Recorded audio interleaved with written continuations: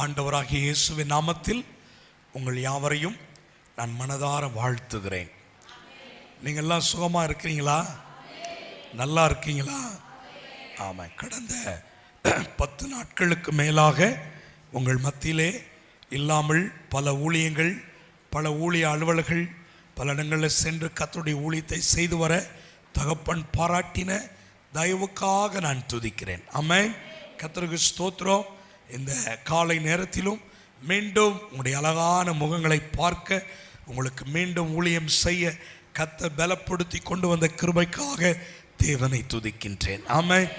நேரடியாக வார்த்தைக்குள்ள போக விரும்புகிறேன். ரோமர் 15ஆம் அதிகாரம் 12வது வார்த்தையை நாம் வாசிக்க கேட்போம்.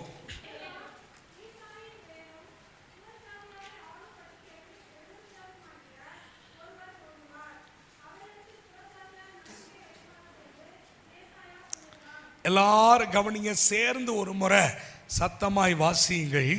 மேலும் ஈசாயின் வேரும் புறஜாதியாரை ஆளும்படிக்கு எழுப்புகிறவரும் ஆகிய ஒருவர் தோன்றுவார். அவரிடத்திலே புறஜாதியார் நம்பிக்கை வைப்பார்கள் என்று ஏசாயா சொல்லுகிறான். ஆமீன் சொல்லுங்களேன். ஈசாயின் வேர் அப்படின்னு சொன்னா அந்த அடிமரத்திலிருந்து ஒரு வேர் துளிர்க்கும் என்று சொல்லப்பட்டிருக்கிறதே, அந்த வேர் யார் என்றால் நம்முடைய ஆண்டவராகிய இயேசு. சத்தமா சொல்லுங்க, அவர் யாருங்க? நம்முடைய ஆண்டவராகிய இயேசு. ஏசாயா 11ஆம் அதிகாரம் முதல் வார்த்தையை படிங்க பார்க்கலாம். ஏசாயா, ஈசா என்னும் அடிமரத்திலிருந்து ஒரு துளிர் தோன்றி அவன் வேர்களில் இருந்து ஒரு கிளை எழும்பி செழிக்கும். அந்த கிளை யாருன்னா நாம் ஆராதிக்கிற, சொல்ல மாட்டேங்கிறேன், நாம் ஆராதிக்கிற இயேசுதான் அந்த கிளை. கர்த்தருக்கு ஸ்தோத்திரம். ஆகவேதான் பரிசுத்த பவுல் ரோம சபைக்கு எழுதும் பொழுது அந்த ஈசாயின் வேரும் புறஜாதியாரை ஆளும்படிக்கு எழுப்புகிறவருமாகிய ஒருவர் தோன்றுவார். அவரிடத்திலே புறஜாதியார் என்ன வைப்பார்கள்? நம்பிக்கை வைப்பார்கள். தேவ பிள்ளையே, இன்றைக்கு செய்தி என்ன தெரியுமா? உன் நம்பிக்கை யார் மேலே? உன்னுடைய நம்பிக்கை யார் மேலே வைத்திருக்கிறாய்? உன் நம்பிக்கை மனிதன் மேலையா, பணத்தின் மீதா, உழைப்பின் மீதா, அல்லது உறவினர்கள் மீதா, அல்லது யாரோ ஒருவர் மீது உன் நம்பிக்கை இருக்கிறதா? இந்த காலை நேரத்தில் கர்த்தர் சொல்லுகிறார், உன் நம்பிக்கை என் மீது இருக்குமா? உன் நம்பிக்கை என் மீது ஆழமாய் வைப்பாயா? கர்த்தருக்கு ஸ்தோத்திரம். இதை ஆண்டவர் நம்மிடத்தில் எதிர்பார்க்கிறார். இங்கே அழகாய் பவுல் எழுதுகிறார். கர்த்தருக்கு ஸ்தோத்திரம். ஈசாயின் வேர் புறஜாதியாரை ஆளும்படிக்கு எழும்புகிறவருமாகிய ஒருவர் தோன்றுவார். அவரிடத்திலே புறஜாதியார் என்ன வைப்பார்கள்? அப்ப அன்னைக்கே சொல்லி வச்சிட்டாரு ஏசாயான் மூலமா. அப்ப புறஜாதி யாரு? நம்ம தான் புறஜாதி. நம்ம யார் மேல நம்பிக்கை வைக்கணும்? இயேசுவின் மேல என்ன செய்யணுங்க? நம்பிக்கை வைக்கணும். இதை ஆண்டவர் விரும்புகிறார். இயேசுவின் மேல நம்பிக்கை வைக்கும் பொழுதுதான், இயேசுவின் மேல நம்பிக்கை நமக்கு வரதான். கர்த்தருக்கு ஸ்தோத்திரம். தாவீது சொல்லுகிறார், நான் நம்புகிறது. ஆமென். புறஜாதியார் அவரை நம்புவார்கள். வசனம் சொல்லுகிறது. என்ன செய்வார்? புறஜாதியார் அவர் மேல என்ன வைப்பார்கள்? நம்பிக்கை வைப்பார்கள் என்று யார் சொல்லி இருக்கிறாரு? ஏசாயா சொல்லி இருக்கிறாரு அப்படின்னு சொன்னார் இல்லையா?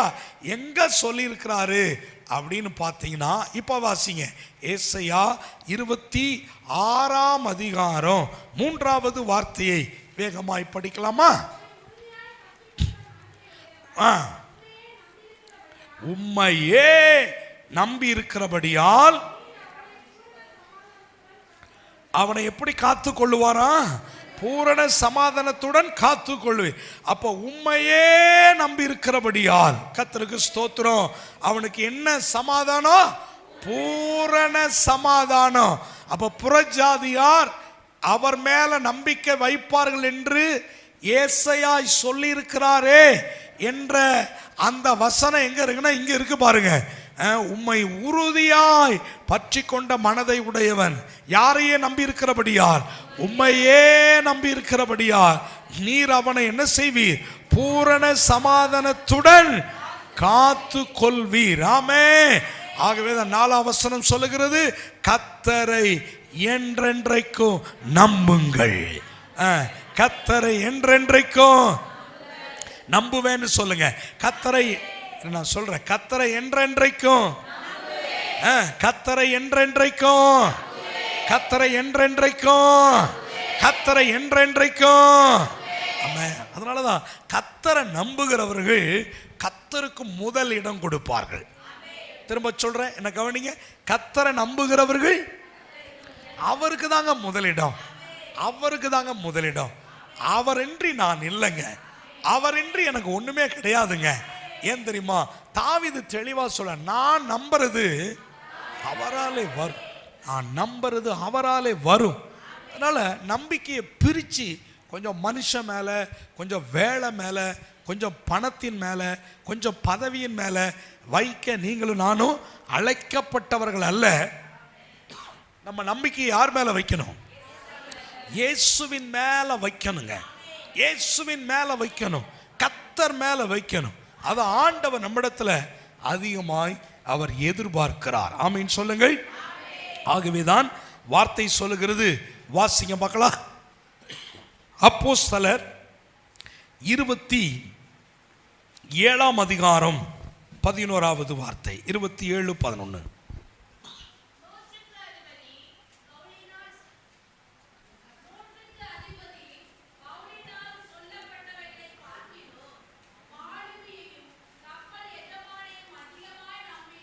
இது ஒரு அற்புதமான ஒரு சம்பவம். ஒரு கப்பல்ல 276 பேர் பிரயாணம் பண்ணுகிறார்கள். ஆனால் கர்த்தர் பவுலோடு பேசுகிறார். ஆனால் பவுலோடு பேசின அந்த வார்த்தையை ஜனங்களுக்கு சொன்ன பொழுது பவுல் சொன்ன வார்த்தையை நம்பவில்லை. ஜனங்கள் எல்லாம் என்ன செய்கிறார்கள்?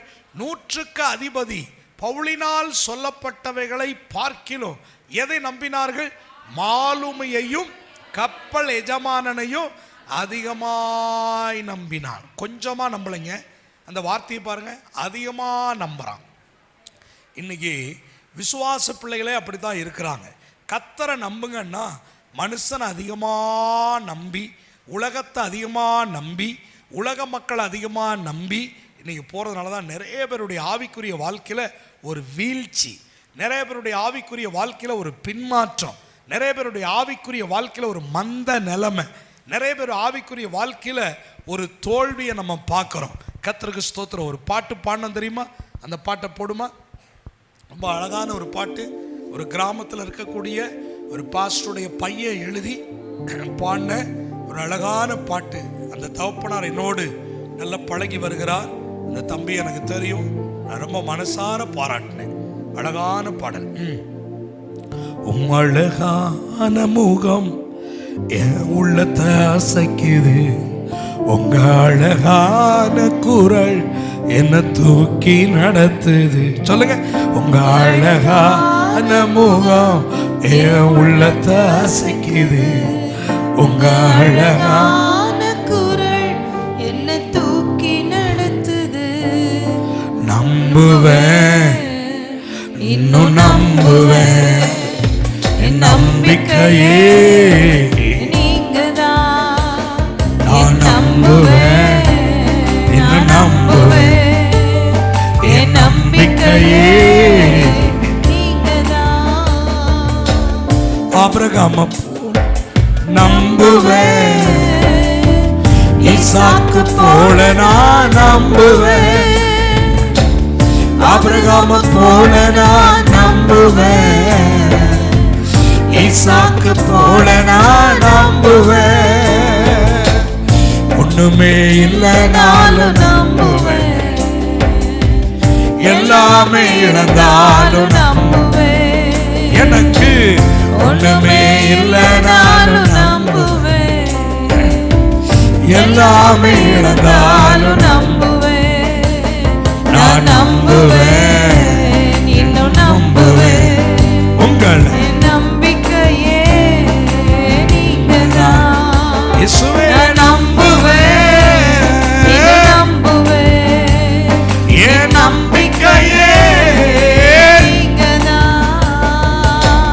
அழகான முகம் உள்ளத்தை அசைக்குது. உங்க அழகான குரல் என்னை தூக்கி நடத்துது. உங்க அழகான முகம் உள்ளத்தை அசைக்குது.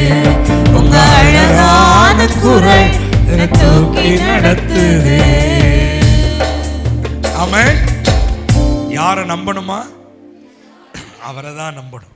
ஆனா ஜனங்கள் எல்லாரும் மாலுமியை நம்பினாங்க, கப்பல் எஜமான நம்பினாங்க. ஆனா பவுலால் சொல்லப்பட்டதை என்ன செய்யலைங்க? நம்பல. இன்னைக்கு ஊழியக்காரங்க நாங்க வார்த்தையை கொடுக்கிறோம், கர்த்தரை நம்புங்க, அப்படி வார்த்தையை நம்புங்கன்னு நாங்க சொல்றோம். எப்படி நம்பணும் தெரியுமா? சந்தேகப்படாம நம்பணும். ஆமென். உண்மையா நம்பணும். நிச்சயம் நம்மளை நடத்துவார், நிச்சயம் அவர் நம்மளை கைவிட மாட்டார். பாருங்க, அதே அப்போஸ்தலர் 27:25 வசனத்தை நீங்க வாசித்தீங்கன்னா,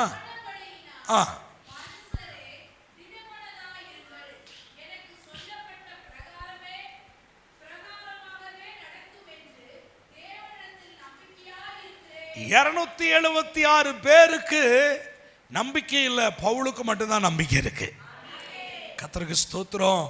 பவுல் மாத்திரம் தான் நம்புறாரு. 276 பேர் கப்பல்ல இருக்கிறான், ஒருத்தருக்கு நம்பிக்கை வரல. எல்லாரும் யாரை நம்புறான்? ஆமா, மாலுமியை நம்புறான். ஏன்னா அவர் தான் டிரைவர், அவரை நம்பினா நம்மளை கரை சேர்த்துருவார் நம்புறான்.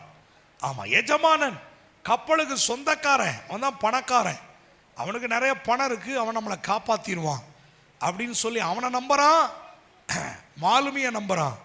ஆனா தேவ மனுஷனை நம்பல. தேவ மனுஷன் சொல்றதை நம்பல. ஆனா பவுல் சொல்றாரு, நேற்று இரவே கர்த்தர் என்னோட என்ன செஞ்சிட்டாரு? பேசிட்டாரு. நீ தப்பி பிழைப்பாய், நீ முன்னால போய் நிப்பாய், உன்னை ஜீவனோடு நான் காப்பாற்றுவேன். அந்த வார்த்தைய புயல் வந்தது, மோதுனுச்சு, தளவாடங்கள் எல்லாம் தூக்கி போட்டாங்க, கப்பல் சேதமானது, பொருள் சேதம் வந்தது. ஆனா வேதம் சொல்லுகிறது, அவரை நம்பினவர்களுக்கு உயிர் சேதம் வரவில்லை. உயிர், நல்லதா கையை தட்டி சொல்லுங்க, உயிர் சேதம் வரவில்லை, உயிர் சேதம் வரவில்லை.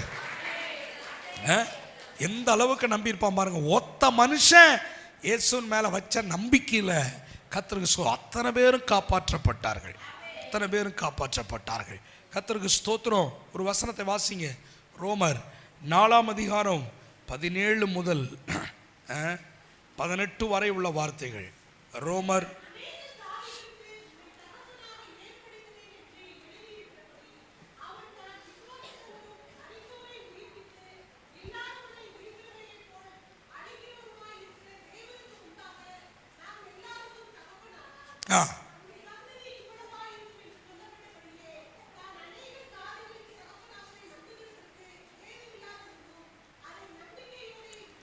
இங்க நம்ம கவனிக்கக்கூடிய ஒரு வார்த்தையை பாருங்க. நம்புகிறதுக்கு ஏதுவில்லாதிருந்தும் அதை நம்பிக்கையோட என்ன செய்தாரா? நம்புவதற்கு வழியே இல்லை, அது சாத்தியக்கூறே கிடையாது. எவ்வளவு நம்பிக்கை வச்சாலும் சாத்தியக்கூறு இல்லை. வசனம் என்ன அழகா சொல்லுது பாருங்க. நம்புவதற்கு ஏதுவில்லாதிருந்தும் அதை நம்பிக்கையோட என்ன செய்தானா? எப்படிப்பட்ட ஒரு நம்பிக்கை இருந்திருக்கும், எப்படிப்பட்ட ஒரு விசுவாசம் இருந்திருக்கும் பாருங்க. ஆபிரகாமுக்கு அதை நம்பிக்கையோட விசுவாசித்தானா. கர்த்தருக்கு ஸ்தோத்திரம். நடந்தது என்ன? அடுத்த வார்த்தை 21 படிங்கம்மா. 21 அதுலயே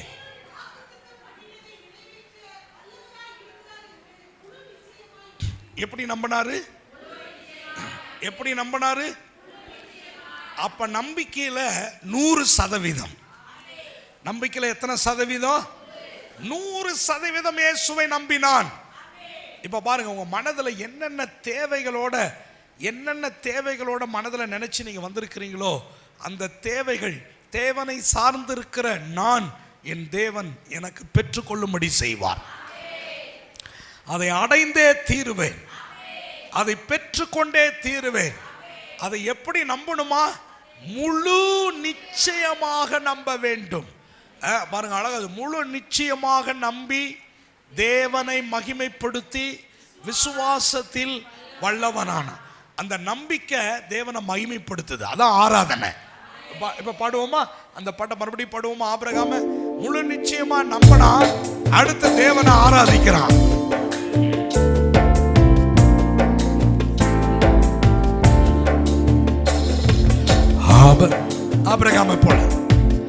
ஆபிரகாம போல நான் நம்புவேன், ஈசாக்கு போல நான் நம்புவேன். சொல்லுங்க, ஆபிரகாம போல நான் நம்புவேன், ஈசாக்கு போல நான் நம்புவேன். ஒண்ணுமே இல்லை நானும் நம்புவேன், எல்லாமே இழந்தாலும் நம்புவேன். ஆமே ஆமே. ஒண்ணுமே இல்லை நானும் நம்புவேன், எல்லாமே இருந்தாலும் நம்புவேன். நான் நம்புவேன், இன்னும் நம்புவேன். என் நம்பிக்கையே நீங்கதான். உங்களை நம்புவேன், நான் நம்புவேன். என் நம்பிக்கையே நீங்கதான். 22, 21, 22 மறுபடியும் படிங்க மகளா. தேவன் வாக்கு 21. தேவன்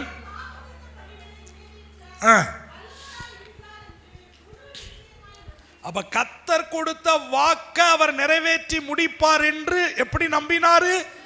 முழு நிச்சயமாக நம்பி தேவனை மகிமைப்படுத்தி விசுவாசத்திலே வல்லவனானான். அப்ப நம்புவதற்கு ஏதுவில்லாதிருந்தும் அவன் நம்பினான்.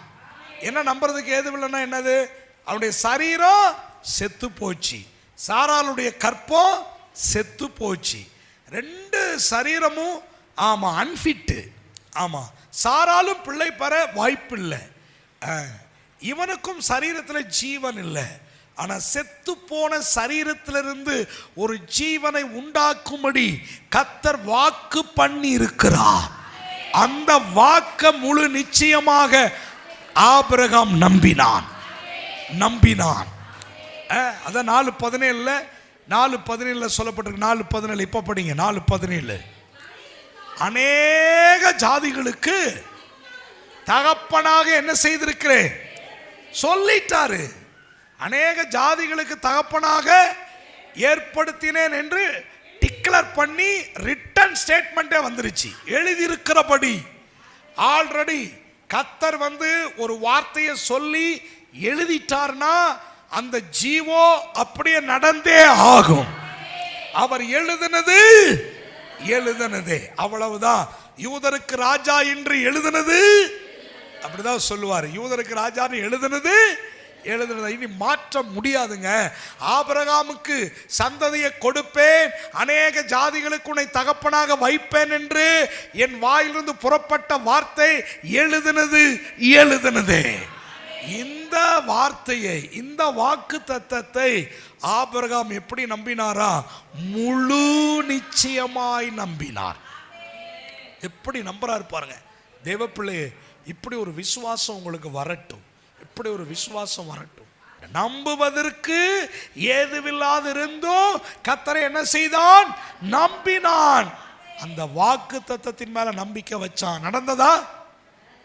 நடந்ததுங்களா? நடந்தது. 22ஆம் வசனம் 22 எண்ணப்பட்டது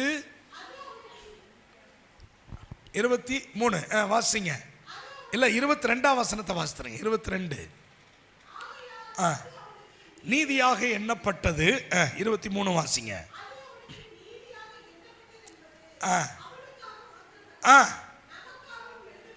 இதுதான் குறிப்பா நான் உங்களை அண்டர்லைன் பண்ண சொல்றேன். இது ஆபிரகாமுக்கு மாத்திரம் எழுதப்பட்டதல்ல. இங்கே முடிக்கும் போது சொல்லுகிறார், நமக்காகவும் இந்த ஆபிரகாமனுடைய வாழ்க்கை எழுதி வைக்கப்பட்டிருக்கிறது. கர்த்தர் மேல ஒவ்வொரு மனிதனும் நம்பிக்கை வைக்க வேண்டும் என்று ஆபிரகாமை கொண்டு நமக்காகவும் எழுதப்பட்டிருக்கிறது. ஆமீன் சொல்லுங்கள். ஈசா இன்னும் அடிமரத்திலிருந்து ஒரு வேர் எழும்பி செழிக்கும். அவரை புறஜாதியார்கள் என்ன செய்வார்கள்? நம்புவார்கள். ஆபிரகாமின் சந்ததியாக கர்த்தர் இன்றைக்கு சிலுவையின் மூலமாக நம்மை மாற்றி வைத்திருக்கிறார். சிலுவையின் மூலம் அவர் நம்மை பெற்றெடுத்திருக்கிறபடியால் நாம் ஆபிரகாமின் சந்ததி. ஆகவே நாம் எல்லாரும் யாரை நம்ப வேண்டும்? கர்த்தரை நம்ப வேண்டும். எதுவரைக்கும் நம்பணும்? முடிவு பரியந்தம். ஆமென். முடிவு பரியந்த நம்பணும். நாளெல்லாம் அவரை நம்பணும். நாளெல்லாம் அவரை நம்பணும். இறுதி நாள் வரைக்கும் அவரை நம்பணும். வசனம் சொல்லுகிறது, எரேமியா 17:5 வாசிங்க. எரேமியா 17:5 வாசிங்க. சீக்கிரமா வாசிங்க.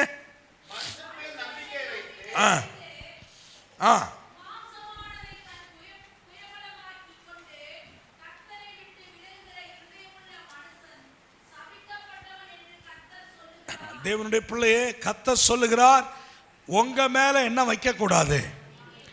ஏன்னா மாம்சத்தின் மேல நம்பிக்கை வைக்க கூடாது. நம்முடைய புத்திசாலித்தனத்தின் மேல நம்பிக்கை வைக்க கூடாது. நம்முடைய பலத்தின் மீது நம்பிக்கை வைக்க கூடாது. ஏனென்றால் வேதம் சொல்லுகிறது, அப்படி மாம்சத்தை நம்பி உங்க புத்திசாலித்தனத்தை நம்பி கர்த்தரை விட்டு ஒரு மனுஷன் விலகிட்டானா அந்த மனுஷன் எப்படிப்பட்டவன் என்று வேதம் சொல்லுகிறது? சபிக்கப்பட்டவன். ஏனென்றால் இந்த மாம்சத்தை கொடுத்தது கர்த்தர், நமக்கு ஞானத்தை கொடுத்தது கர்த்தர், நமக்கு திறமையை கொடுத்தது கர்த்தர், நமக்கு பலத்தை கொடுத்தது கர்த்தர். ஆமீன் சொல்லுங்களேன். வேற யாராவது கொடுத்தாங்களா? அவர் தாங்க எல்லாமே கொடுத்திருக்கிறாரு. அவரே எல்லாவற்றையும் கொடுத்தவ. நான் விரும்புகிற, நான் விசுவாசிக்கிற, நான் எதிர்பார்க்கிற, நான் வாஞ்சிக்கிற எல்லாவற்றையும் பரிபூர்ணமாய் எனக்கு அவர் கொடுப்பார். அதை கொடுத்து தீர்ப்பார். ஆமென் சொல்லுங்களேன். அதனாலதான் 7ஆம் வசனம் சொல்லுது, 7-8 படிங்க. கர்த்தர் மேல் நம்பிக்கை வைத்து. அப்ப நம்பிக்கை அவர் மேல வச்சு அவரையே யாரா பார்க்கணுமா? என் நம்பிக்கையின் பாத்திரமே என்று அவரையே நம்புகிற மனுஷன்தான் ஆசீர்வதிக்கப்பட்டவன். 8ஆம் வசனத்தை வாசிங்க. அவன் எப்படி தெரியுமா இருப்பான்? தண்ணீரண்டையில் நாட்டப்பட்ட ஒரு மரத்தை போல செழிப்பா இருப்பான். சலிப்பா இருக்க மாட்டான். ஆரோக்கியமா இருப்பான். அசந்து போக மாட்டான். அவன் மகிழ்ச்சியா இருப்பான். அவன் மங்கி போக மாட்டான். அவன் எரிந்து பிரகாசிப்பான். அவன் மங்கி போன விளக்கா இருக்க மாட்டான். அதான் சொல்லுது, தண்ணீரண்டையில் நாட்டப்பட்டதும் விடுகிறதும் இருக்கிறதும்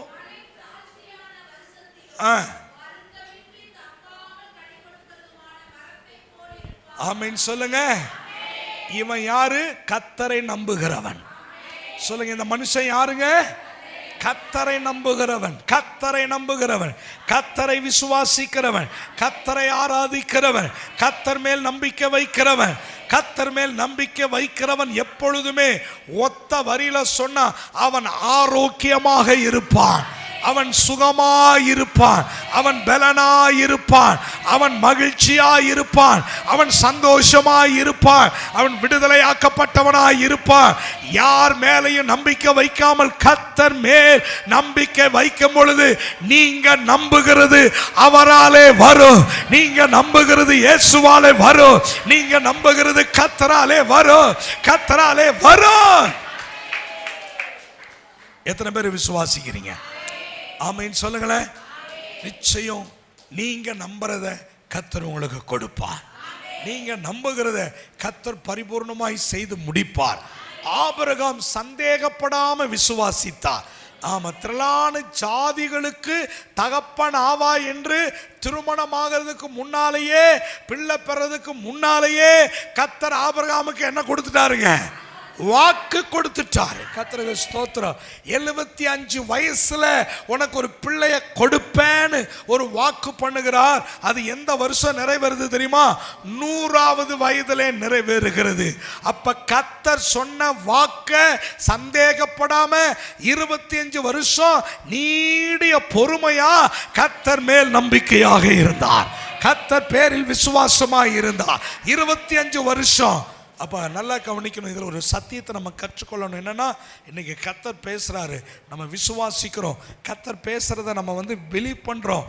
ஆனால் அதை பெற்றுக்கொள்வதற்கு தேவன் சில காலங்களை நமக்கு வைத்திருக்கிறார். சில காலங்களை காத்திருக்க தேவன் நமக்கு அனுமதிக்கலாம். அந்த காலங்கள் நிறைவேற வரைக்கும் நீடிய பொறுமையோடு காத்திருக்க வேண்டும். ஆமாம், நல்ல நம்பிக்கையும் விசுவாசமும் நமக்குள்ள ஆழமாக வந்துருச்சுன்னா நிச்சயமாக அந்த நம்பிக்கையும் விசுவாசமும் என்ன செய்ய வைக்கும்னா, கர்த்தருடைய வாக்கு தத்தத்தின் மீது சந்தேகம் வராமல் நீடிய பொறுமையோடு காக்க வைக்கும், வெயிட் பண்ண வைக்கும். ஏனென்றால் நான் நம்புகிறது அவராலே வரும், நான் நம்புகிறது அவராலே வரும். கர்த்தர் எனக்கு செய்து முடிப்பார், கர்த்தர் எனக்கு நிறைவேற்றி முடிப்பார். இந்த நம்பிக்கையோடு இருக்கணும். அதே நம்பிக்கையில் தாங்க இன்னைக்கு நானும் பிரசங்கம் பண்ணுறேன்.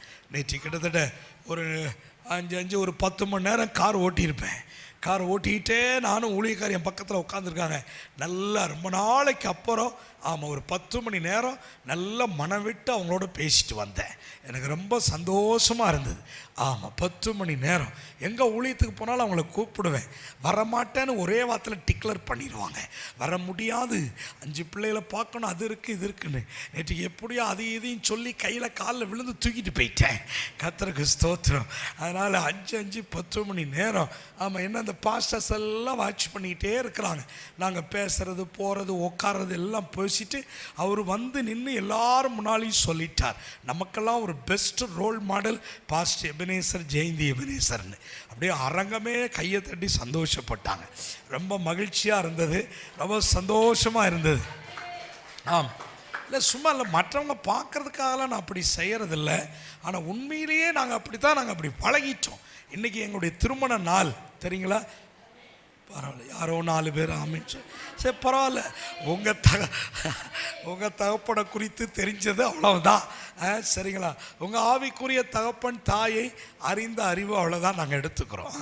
இன்றைக்கு 23 வருஷம் முடிஞ்சு 24வது வருஷத்தில் நாங்கள் அடி எடுத்து வைக்க கர்த்தர் எங்களுக்கு உதவி செய்திருக்கிறார். ஆமென், கர்த்தருக்கு ஸ்தோத்திரம். தேங்க்யூ சாமி. சாமுக்காவது எங்கள் நினப்பு இருக்குது, அதுக்காக ஸ்தோத்திரம்.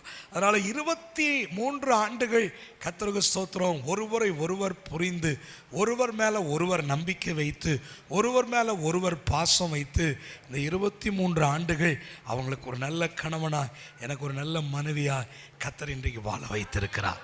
ஆமீன் சொல்லுங்கள். கர்த்தருக்கு ஸ்தோத்திரம். நான் அடிக்கடி என்னுடைய பிரசங்கத்தில் நான் சொல்லுவேன். ஒரு முறை அந்த ஈபி காலனியில் அந்த சாட்சியை நான் சொல்லணும். கர்த்தர் சொல்லிட்டாரு, திண்டுக்கலுக்கு போப்பான்னு சொல்லி.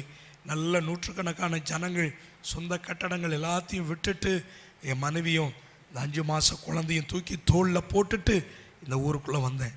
6 மாதம் என் மனைவியும் என் பிள்ளை, நாங்கள் 3 பேர் தான் ஜெபம் பண்ணுறோம். எப்படி இருக்கும் யோசிப்பார். 1500 ரூபா எங்களுக்கு ஸ்தாபனத்திலேருந்து சப்போர்ட் பண்ணாங்க 3 வருஷம். வாடகை எவ்வளோ தெரியுமா? 1300 ரூபா வாடகை. மீதி எவ்வளோ இருக்கும்? 200 ரூபா. 200 ருபீஸ் தான் அந்த மாதம் முழுவதும் நாங்கள் சாப்பிடணும், எல்லா வேலையும் பார்க்கணும். எத்தனையோ முறை பாவம் பரிதாபம் சுடு தண்ணியில் சுகரை போட்டு பாலாக கொடுத்துருக்குறோம். கர்த்தருக்கு ஸ்தோத்திரம். அவள் பாலும் நினச்சி உறிஞ்சி குடித்தா. அதெல்லாம் நினச்சி பார்க்குறேன். அவன் ஒருத்தி தான், மற்றவங்களை யாருக்கும் அப்படி இல்லை. கர்த்தர் கிருபையாக நடத்தினார். ஆனாலும் சந்தோஷமாக என்னோட அவங்க இணைஞ்சிருந்தாங்க. நான் சொன்னேன், அவங்க ஃபேமிலிலாம் எங்கள் ஃபேமிலியோட ரொம்ப வசதியான குடும்பம். எல்லாம் அவங்க தாய் மாமெல்லாம் ரொம்ப நல்ல டாப் மோஸ்ட் நல்ல பதவியில் நல்லா இருக்கிறாங்க. இப்போயும் அந்த அந்யோன்யம் அவங்களுக்குள்ள ரொம்ப நெருக்கமாக இருக்குது. அப்போ நான் சொன்னேன், என்ன கட்டினதுனால தான்மா நீ இவ்வளோ கஷ்டப்படுற, அல்லது உங்கள் தாய் மாமனையோ உங்கள் பிள்ளைகளையோ கட்டியிருந்தீங்கன்னா நீ நல்லா இருப்ப. அவன் சொன்னாங்க, இல்லவே இல்லை, அப்படி ஒருபோது எனக்கு என்ன இல்லை, உங்களை தான் கர்த்தர் எனக்கு கொடுத்துருக்கிறார், உங்களோட சேர்ந்து நான் மனப்பூர்வமாக நான் ஊழியத்தை செய்வேன். யோசிப்பாரு, நீங்கள் எவ்வளோ அவங்கள புரிஞ்சுக்கிட்டீங்களோ எனக்கு தெரியாது. அவங்களோட 23 வருஷம் ட்ராவல் பண்ணி 24வது வருஷம் அடி எடுத்து வச்சேன். ஒரு முறை நான் பிரசங்கம் பண்ண எனக்கு வார்த்தை வரல, அப்படியே நின்றுக்கிட்டு இருக்கிறேன். அப்போ சொன்னாங்க, உங்களுக்கு பிரசங்கம் வரலையா? இல்லைம்மா, நூற்றுக்கணக்கான ஜனங்கள் முன்னால் பிரசங்கம் பண்ணிவிட்டு அப்படி யோசிக்கிறேன். அவ சொன்னாங்க, நான் ஒரு ஆத்துமா, என் பிள்ளை ஒரு ஆத்துமா, எங்களுக்கு வசனத்தை கொடுங்க பாஸ்டர். உண்மையிலே சொல்றேங்க, அப்படியே உடம்புல ஒரு புதிய தெம்பு வந்தா எப்படி இருக்கும் அதை ஃபீல் பண்ண நான். ஸோ அந்த வார்த்தைக்காக அருமையான பாஸ்டர்மாவுக்கு ஒரு சல்யூட் அடிக்கிறேன். ஆண்டவர் மகிமை. என் ஊழியத்தினுடைய முதுகெலும்புன்னு நான் அவங்கள ஏன் சொல்றேன்னா, அந்த ஒத்த வார்த்தை அன்னைக்கு பிரசங்கத்தை தைரியமாக பண்ண வச்சுது. இது வரைக்கும் என் பிரசங்கத்தை நான் விடவே இல்லை. பிரசங்கம் பண்ணிக்கிட்டே இருக்கிறேன், பிரசங்கத்தை விடவே இல்லை, போதிச்சுக்கிட்டே இருக்கிறேன். பிரசங்கம் பண்ணுறேன், போதிக்கிறேன், பிரசங்கம் பண்ணுறேன், போதிக்கிறேன், பிரசங்கம் பண்ணுறேன், பிரசங்கம் பண்ணுறேன், போதிக்கிறேன், ரெண்டுமே தொடர்ந்து நடக்குது. கர்த்தருக்கு ஸ்தோத்திரம். இப்போயும் நேற்றுக்கெல்லாம் நான் இப்படிலாம் ஊழியத்தை செஞ்சுட்டு வந்து அவங்கள்ட்ட தான் முதல்ல ஷேர் பண்ணுவேன். ஒரு ஃபோட்டோ எடுத்தால் முதல்ல அவங்களுக்கு அனுப்புவேன். யாராவது எனக்கு ஏதாவது ஒரு கிஃப்ட் கொடுத்தா உடனே அவங்களுக்கு சொல்லுவேன். எனக்கு ஒரு நல்ல சாப்பாடு கொடுத்தா உடனே ஃபோன் பண்ணி சொல்லுவேன். என்னை எங்கேயாவது கூட்டிகிட்டு போய் ஒரு இடத்த காட்டினா உடனே அவங்களுக்கு சொல்லுவேன், உங்களை மிஸ் பண்ணுறேம்மா, நீங்கள் இல்லையேன்னு சொல்லி ஃபீல் பண்ணுவேன். ஆமாம், ஃபோனே எடுக்க மாட்டாங்க சில நேரங்களில், வாட்ஸ்அப்லேயாவது அனுப்பி விடுவேன். கர்த்தருக்கு ஸ்தோத்திரம். சபையாரே கர்த்தருக்கு ஸ்தோத்திரம். காலை முதல் சர்வீஸில் ஒரு செய்தி கொடுத்தேன். ஆமாம், பரிசுத்த தீமோத்தேயு, பரிசுத்த எப்பாப்ராத்து, இப்படிப்பட்ட இளம் தலைவர்கள் பவுலுக்கு ஊழியத்துக்கு தோள் கொடுத்தார்கள், உடன் ஊழியர்களாக இருந்தார்கள், கழுத்தை கொடுத்தார்களாம், ஜீவனை கொடுத்தார்களாம், ஊழியத்துக்காக பவுலுக்காக என்ன வேணாலும் செய்தார்களாம். அப்படி ஊழியத்தை செய்து சபை வளர்ச்சிக்காக பாடுபட்டார்கள். இங்கே இருக்கக்கூடிய அநேகரை நான் நல்ல தெபோராக்களாய் பார்க்கிறேன், எஸ்தர்களாய் பார்க்கிறேன், தீமோத்தேயுக்களாய் பார்க்கிறேன், எப்பாப்ராத்துவாய் பார்க்கிறேன். நீங்கள் அப்படி உருவாக்கப்படணும், சபை வளர்ச்சி அடையணும், சபை முதிர்ச்சி அடையணும், சபை ஆசீர்வதிக்கப்படணும், சபை ஒரு மாபெரும் அறுவடையை நோக்கி போக வேண்டும். திட்டமிடுங்கள், ஜெபியுங்கள், இணையுங்கள், கர்த்தர் பேரில் நம்பிக்கை வையுங்கள். திண்டுக்கல் பட்டணத்திலே ஒரு மாபெரும் அறுவடையை பார்க்க வேண்டும், மாபெரும் ஒரு அறுவடையை நாம் பெற்றுக்கொள்ள வேண்டும். நல்ல கையை தட்டி கர்த்தருக்கு ஸ்தோத்திரம் பண்ணி, அல்லேலூயா, ஸ்தோத்திரம். ஆமென். பாஸ்டர்மா வாங்க, ஒரு ஜெபம் நடத்துங்க பார்க்கலாம். இப்பொழுது அவர்கள் நல்ல ஜெபத்தில் நம்மை நடத்த போகிறார்கள். என் நம்பிக்கை கர்த்தர் பேரில் வைக்கிறேன். ஆமீன் சொல்லுங்களேன். கர்த்தரை நம்புகிறவர்கள் செழிப்பார்கள், கர்த்தரை நம்புகிறவர்கள் லீபனோன் மரத்தை போல வேரூன்றி இருப்பார்கள். அப்படிப்பட்ட ஒரு நம்பிக்கை இன்றைக்கு நமக்குள் வரட்டும். சபையே ஒத்துழைப்பு கொடுங்கள், சபையே ஊக்கமாய் செபியுங்கள், சபையே கர்த்தர் மேல் நம்பிக்கை வையுங்கள். ஆமே ஜெபத்தில் ஆமே. Thank you Lord. நாம் இருக்கிற இடங்களிலே தலைகளை தாழ்த்தி நாம் ஜெபிப்போம். நல்ல கொஞ்ச நேரம் கர்த்தரை நாம் ஸ்தோத்திரம் பண்ணுவோமா? கர்த்தர் நல்லவர், நம்முடைய நம்பிக்கைக்கு உரியவர். நம்முடைய நம்பிக்கையே எங்கேருந்து வருதுன்னா, அவர் நமக்கு கொடுக்குற வார்த்தையிலிருந்து தான். எத்தனை பேர் சொல்கிறீங்க? ஆபிரகாமுக்கு எங்கேருந்து வந்துச்சு நம்பிக்கை? வார்த்தை. எத்தனை பேருக்கு கர்த்தர் வார்த்தையை கொடுத்துருக்கிறாருன்னு உங்களுக்கு தெரியும்? கையை உயர்த்தி சொல்லுங்களேன். அவரை கனம் பண்ணுறோம். நம்ம கையை உயர்த்துறதே, ஆண்டவரே நான் ஒன்றும் இல்லைப்பா நீங்கள் தாங்கிறத சொல்கிறது தான். எத்தனை பேருக்கு கடவுள் வார்த்தை எனக்கு தந்திருக்கிறாருன்னு முதல்ல அந்த தெளிவு இருக்கு சொல்லுங்கள். இந்த தெளிவு இருந்தால் தான் நம்பிக்கை வரும். வார்த்தை இல்லைன்னு வச்சுக்கோங்களேன், நம்பிக்கை வராது. இந்த பாஸ்டர் சொல்லும்போது ரோமர் 4ஆம் அதிகாரத்தில் இந்த வசனத்தை வாசிச்சுட்டு நம்ம ஜெபிக்க போகிறோம். 4ஆம் அதிகாரம் 17வது வசனம். எல்லாரும் சேர்ந்து வாசிப்போம், எல்லாரும் சேர்ந்து வாசிக்கலாம். ஆபிரகாமை பார்த்து ஆண்டவர் சொல்லுகிறார், அநேகம் ஜாதிகளுக்கு, எல்லாரும் சின்ன பிள்ளைங்க எல்லாரும் சேர்ந்து வாசிங்க. அநேகம் ஜாதிகளுக்கு உன்னை தகப்பனாக ஏற்படுத்தினேன் என்று எழுதியிருக்கிறபடி அவன் தான் விசுவாசித்தவருமாய் மரித்தோரை உயிர்ப்பித்து இல்லாதவைகளை இருக்கிறவைகளைப் போல் அழைக்கிறவருமாய் இருக்கிற தேவனுக்கு முன்பாக நாம் எல்லாருக்கும் தகப்பனானார். உன் சந்ததி இவ்வளவா இருக்கும் என்று, இவ்வளவா இருக்கும் அப்படின்னு என்ன சொன்னார்? வானத்து நட்சத்திரங்களை பார்த்து சொன்னார், உன் சந்ததி இப்படி இருக்குன்னு சொன்னார். கடற்கரை மணலை காட்டி சொன்னார். அவனுக்கு முன்னாடி ஒரு அடையாளத்தை காண்பிக்கிறார் ஆண்டவர். வானத்து நட்சத்திரத்தை பாரு. அப்போ ஆபிரகாமுக்கு நட்சத்திரத்தை பார்க்கும் பொழுதுலாம் ஒன்று ஞாபகம் இருந்திருக்கும். என்ன தெரியுமா? என் தேவன் எனக்கு ஒரு வார்த்தையை தந்திருக்கிறார், இந்த நட்சத்திரத்தை போல என் சந்ததியை பெருக பண்ணுவார். மணல் மேடில் நடந்த ஒரு மனுஷன்தான் ஆபிரகாம். அந்த மணலை பார்க்கும் பொழுது அவருக்கு ஒரு நம்பிக்கை இருந்திருக்கும், இந்த மணலை என்ன முடியுமா சொல்லுங்க, நம்மளால என்ன முடியுமா? முடியாது. இந்த கடற்கரை மணலை போல என் சந்ததி பெருகி இருக்குன்னு கர்த்தர் சொல்லியிருக்கிறார். அல்லேலூயா. இந்த வார்த்தையை பெற்று கொண்டதுனால அவருடைய வாழ்க்கையில தடுமாற்றம் இல்லாமலாம் இல்லை. 25 வருஷமோ அப்படி இந்த வார்த்தை மாத்திரம், ஏன்னா நம்மளாம் மனிதர்கள் தான், அப்படியே நம்பிட்டாரானா இல்லை, தடுமாற்றங்கள் எல்லாம் இருந்ததெல்லாம் உண்மைதான். ஏன்னா வார்த்தையை நம்பாதனால சாராளம்மா ஆகாரம் வழியாக சந்ததி பெருகணுன்னே அந்த வார்த்தைக்கு என்ன செஞ்சிட்டாரு? கீழ்ப்படிந்து போனார். ஆனால் கர்த்தர் சரியான நேரத்தில் ஆதியாகமம் 17:1 ஆண்டவர் சொல்றாரு, ஆபிரகாமே நீ எனக்கு முன்பாக நடந்து கொண்டு உனக்கு வாக்குத்தத்தம் பண்ணினவராகி என் மேலே உன் நம்பிக்கையை வச்சு அசையாம ஹானஸ்டாக இரு, மன உத்தமமாக இரு, உன்னுடைய மனதை அங்கெங்கேயும் திருப்பாத. உனக்கு வாக்குத்தத்தம் பண்ணினவர் நான் யார் தெரியுமா? சர்வ வல்லவர்னு சொல்றார். இன்னைக்கு இருக்கிற நிலை வித்தியாசமாக இருக்கலாம், உங்கள் வாழ்க்கையில் வித்தியாசமாக இருக்கலாம், பொருளாதாரத்தில் வித்தியாசமாக இருக்கலாம். எத்தனை பேர் நம்புறீங்க எனக்கு வாக்குத்தத்தம் பண்ணினவர் சர்வ வல்லவர்? நான் நம்புகிறேன். நான் அறிக்கை செய்கிறேன் இந்த காலை நேரத்தில். நான் என் கையை உயர்த்தி என் தேவாதி தேவனை பார்த்து சொல்லுகிறேன், என் தேவன் சர்வ வல்லவர். வாக்குத்தத்தம் பண்ணினதை நிறைவேற்ற சர்வ வல்லவர். அவர் இல்லாதவைகளிலிருந்து உருவாக்குகிற சர்வ வல்லவர். செத்து போனதிலிருந்து உருவாக்குகிற சர்வ வல்லவர். ஒரு வார்த்தை சொல்லப்பட்டிருக்கிறது, எரேமியா எழுதின தீர்க்கதரிசன புஸ்தகம் 31 அதிகாரம். இந்த வார்த்தையை திருப்பி எரேமியா 31 4வது வசனத்தை படிங்க. இஸ்ரவேல் என்னும் கன்னிகையே மறுபடியும் உன்னை கட்டுவிப்பேன். அல்லேலூயா. நீ கட்டப்படுவாய், மறுபடியும் நீ மேல வாத்தியத்தோடும் ஆடல் பாடல் செய்கிறவைகளின் களிப்புள்ள கூட்டத்தோடும் புறப்படுவாய். யாருக்கு தெரியுமா அந்த வார்த்தை ஆண்டவர் தந்தாரு? எனக்கானது. ஆனா அந்த வார்த்தையை கொடுக்கும் பொழுது இஸ்ரவேல் மக்கள் எங்க இருந்தாங்க? பாபிலோன் தேசத்துல அடிமைப்படுத்தப்பட்ட நிலைமையில, ஒரு அந்நிய தேசத்துல அடிமைப்படுத்தப்பட்ட நிலைமையில, கட்டப்பட்ட நிலைமையில, தான் சுதந்திரமா செயல்பட முடியாத ஒரு நிலைமைக்குள்ள இருந்த அந்த ஜனத்துக்கு கர்த்தர் சொல்லுகிறார், இஸ்ரவேல் என்னும் கன்னிகை. எல்லாரும் சத்தத்தை உயர்த்தி, உங்க நம்பிக்கை உண்மையாவே கர்த்தர் மேல இருக்குன்னா இந்த வார்த்தையை நல்ல விசுவாசத்தோடு எல்லாரும் சேர்ந்து நம்ம வாசிப்போம்.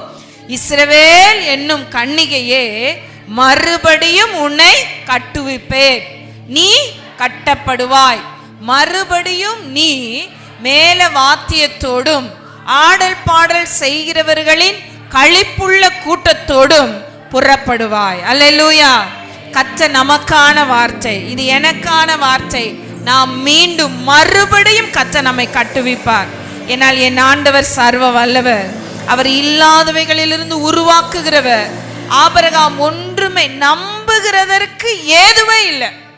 உங்க வாழ்க்கையில இன்னைக்கு ஒருவேளை நம்புகிறதற்கு ஒரு ஒரு தூசி அளவு கூட, ஒரு டஸ்ட் அந்த அளவு கூட ஏதுவே இல்லாத ஒரு நிலைமையில இங்க நீங்க உட்கார்ந்துருந்தாலும் உங்களுடைய நம்பிக்கை அவர் மேல சொல்லுங்க. நம்புகிறதற்கு ஏதுவே இல்லாது இருந்தாலும் என் நம்பிக்கை உங்க மேலதான்ப்பா, உங்களால முடியும்.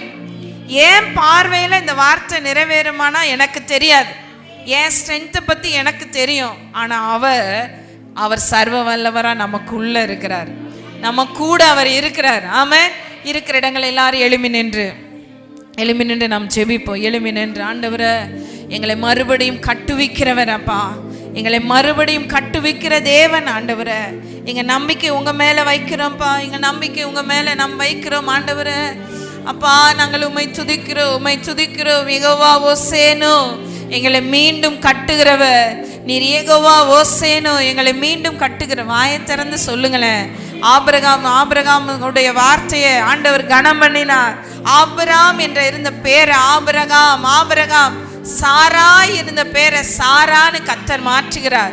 ஆகவே வாய்களை திறந்து சொல்லுங்க, அப்பா நீங்க என்னை கட்டுவிப்பீங்க, நீங்க எனக்கு வார்த்தையை தந்திருக்கிறீங்க ஆண்டவரே, என் குடும்பத்தை கட்டுவிக்கிற தேவனாக நீங்க இருக்கிறீங்கப்பா. என் பொருளாதார நிலையை மறுசீர் அமைக்கக்கூடிய வல்லமை படைத்த கச்சை நீங்க இருக்கிறீங்க ஆண்டவரே. என் பிள்ளைகளுடைய வாழ்க்கையை சீரமைக்கக்கூடிய கச்சை, என் சரீரத்தை பலப்படுத்துகிற கச்சை ஆண்டவரே, ஞானத்தையும் அறிவையும் புத்தியும் தெளிவையும் கட்டளையிடுகிற கச்சை ஆண்டவரே. அப்பா நாங்கள் உம்மை துதிக்கின்றோம், உம்மை துதிக்கின்றோம், உம்மை துதிக்கின்றோம், உம்மை துதிக்கின்றோம். இயேசுவின் நாமத்தினால சோர்ந்து போய் இருக்கிற, குற்ற உணர்வோடு இருக்கிற எல்லா வல்லமையை ஆண்டவரே அப்பா இயேசுவின் நாமத்தினால கடிந்து நாங்கள் அப்புறப்படுத்துகிறோம். இயேசுவின் நாமத்தினால கடிந்து நாங்கள் அப்புறப்படுத்துகிறோம். நான் கட்டப்படுவேன், நான் மறுபடியும் கட்டப்படுவேன். மேல வாத்தியத்தோடு நான் புறப்படுகிற நேரம் உண்டு. சக்கரபலபதரல நிமரலப சந்தரல. நீங்க ஜெபம் பண்ணுங்க. நல்ல உங்களுக்கு ஆண்டவர் கொடுத்த வார்த்தையை முன்னாடி வச்சு நல்ல பொருளாதாரத்துக்காக உங்களுக்கு ஆண்டவர் என்னென்ன வார்த்தைகள்லாம் சொன்னார் அதெல்லாம் அறிக்கை செய்து ஜெபம் பண்ணுங்க. சக்கரபலபதரலன் பலத்த ஜாதியா மாற்றுவீங்கப்பா. அழைத்தவர் உண்மையுள்ளவர், எங்களை முடிவு வரைக்கும் நடத்த நீர் போதுமானவரா இருக்கிறீங்க ஆண்டவரே. எங்களை அழைத்த தெய்வம் உண்மையுள்ளவர் அப்பா. மரண வரைக்கும் நடத்த நீர் போதுமானவர். எங்களோடு கூட தங்கி தாபரித்து இருக்கிற கச்சை ஆண்டவரே அப்பா ஸ்தோத்திரிக்கிறோம். நீர் எங்கள் மத்தியிலே பெரிய காரியங்களை செய்கிறவரா இருக்கிறீர் ஆண்டவரே. ஆபிரகாம் அந்த 24 வருஷம் ஒரு வெறுமை, ஒரு வனாந்தரம் போல உணர்ந்திருக்கலாம். ஆனால் ஆண்டவரே 25வது வருஷத்திலே அப்பா அவர்களுடைய நம்பிக்கை கனம் பண்ணினீரே அப்பா. அவருடைய வாழ்க்கையை துளிர்க்க வைத்தீரே. சொன்ன வார்த்தையை நிறைவேற்றின கர்த்தர் ஆண்டவரே. எங்களுடைய வாழ்க்கையில வார்த்தை நிறைவேற்ற நீர் போதுமானவனா இருக்கிறீங்கப்பா. எங்க ஆண்டவரே நீர் கொடுத்த வார்த்தை நிறைவேற்ற நீர் போதுமானவனா இருக்கிறீங்க ஆண்டவரே. நல்ல கரங்களை தட்டி ஆண்டவருக்கு நன்றி செலுத்துவோமா.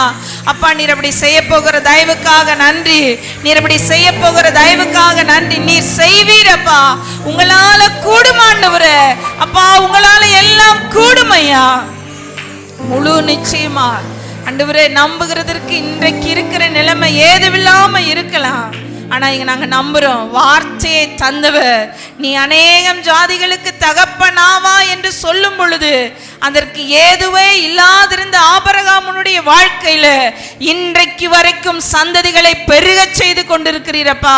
வானத்து நட்சத்திரங்களைப் போல, கடற்கரை மணலை போல ஆண்டவரே சந்ததிகளை பெருக செய்து கொண்டிருக்கிற கர்த்தர் எங்களுக்கு கொடுத்த வாக்கு தத்தங்களையும் நிறைவேற்ற நீர் வல்லவராய் இருக்கிறீர் ஆண்டவரே. நீர் அப்படி செய்ய போகிற தயவுக்காக நன்றி. உங்க கரத்துல தாழ்ச்சி அர்ப்பணிக்கிறோம். பெரிய காரியங்களை செய்தருளும். சகல துதிகன மகிமை யாவற்றையும் ஒருவருக்கு செலுத்துகிறோம். இயேசுவின் நாமத்துல ஜெபிக்கிறோம் நல்ல பிதாவே. நல்ல கரங்களை தட்டி ஆண்டவருக்கு நன்றி செலுத்துவோம். ஹல்லேலூயா. சூப்பர். நல்ல அருமையான ஜெபம். உங்களை மனதார வாழ்த்துகிறேன். இணைந்து சொல்லுவோம். என் ஆத்துமாவே கர்த்தரை, என் முழு உள்ளமே அவருடைய பரிசுத்த நாமத்தை ஸ்தோத்திரி. என் ஆத்துமாவே கர்த்தரை ஸ்தோத்திரி. கர்த்தர் செய்த சகல உபகாரங்களையும் மறவார். அவரின் அக்கிரமங்கள் எல்லாம் மன்னித்து என் நோய்கள் எல்லாம் குணமாக்கி என் பிராணனை அழிவுக்கு விலக்கி மீட்டு என்னை கிருபையினால் இரக்கங்களினாலும் முடிசூட்டி நன்மையினால் என் வாயை திருப்தி ஆக்குகிறார். கழுகுக்கு சமானமாய் என் வயது திரும்ப இது போலாகிறது. ஆமென். நம்முடைய கர்த்தராகிய இயேசு கிறிஸ்துவின் கிருபையும் பிதாவாகிய தேவனுடைய அன்பும் தூயாவினுடைய வழிநடத்தலும் பாதுகாப்பும் நம் அனைவரோடும் இன்றும் என்றும் கர்த்தர் வரும் வரைக்கும் சதா காலங்களிலும் நிலைத்திருப்பதாக. ஆமென். ரத்தத்தில் மறைந்துள்ளேன். ஆமென். ரத்தத்தில் மறைந்துள்ளேன். தீங்கு நம்மை அணுகாது, நம்மை அணுகாது. தீங்கில்லை, தீங்கில்லை, கை தோல்வி இல்லை, வியாதி இல்லை, வியாதி இல்லை, வியாதி. தீங்கு நம்மை, தோல்வி நம்மை அணுகாது. அல்லேலூயா, அல்லேலூயா, அல்லேலூயா.